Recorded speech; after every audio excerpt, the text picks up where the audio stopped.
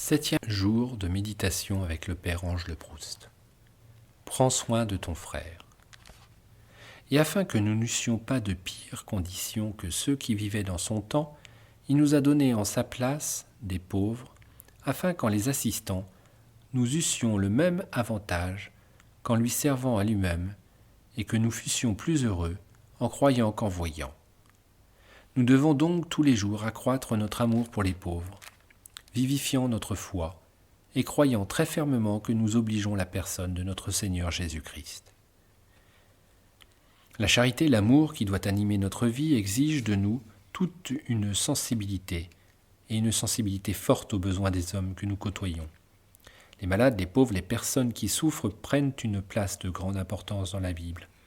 Ils sont l'expression de ce que nous sommes.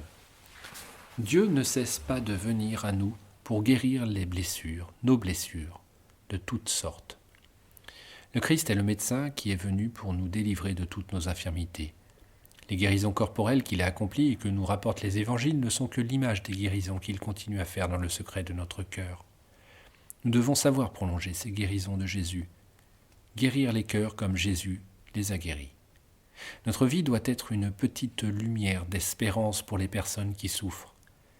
Elle doit constituer un lieu de vie où les personnes fatiguées, blessées, reprennent goût à exister. Nous devons leur redire avec délicatesse, compétence et disponibilité: tu as du prix aux yeux de Dieu. Tu es appelé à vivre.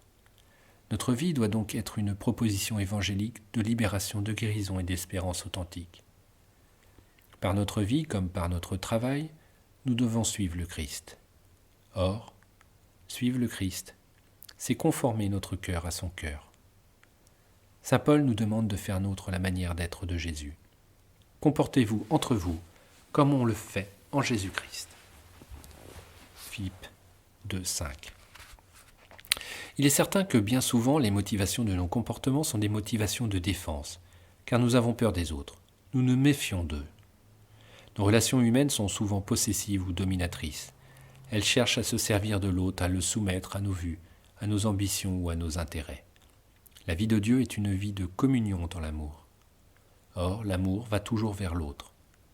Il nous faut conformer nos comportements au comportement de Jésus, accomplir en nous la vraie conversion de nos comportements. La charité spirituelle est l'âme et l'esprit de la charité corporelle, et comme la fin où nous voulons faire aboutir les services que nous rendons au corps des malades.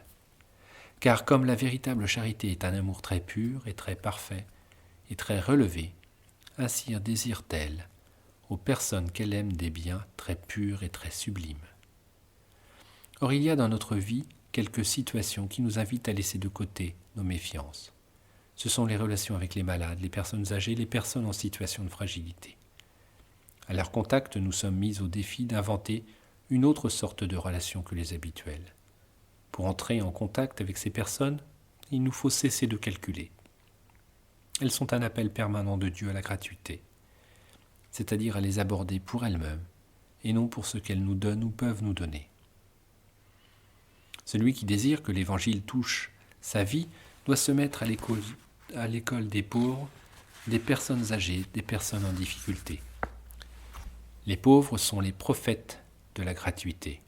Quand nous nous risquons à entrer en communication avec quelqu'un qui nous déroute, le malade, la personne sénile, la personne très pauvre, nous sommes obligés de suspendre nos propres points de référence, notre façon habituelle de voir la réalité, de la mesurer. Nous ne savons pas où ils vont nous mener, mais surtout, nous sommes invités à nous mettre en quête d'une source de vie, de vraie vie, celle qui jaillit du cœur de Dieu. La communication avec ces personnes nous introduit dans une expérience de dépossession de nos façons habituelles de voir les choses et les personnes. Elles purifient notre esprit de toute mentalité d'intérêt et nous introduisent dans une ambiance de gratuité. Elles nous font découvrir ce que veut dire vraiment la grâce.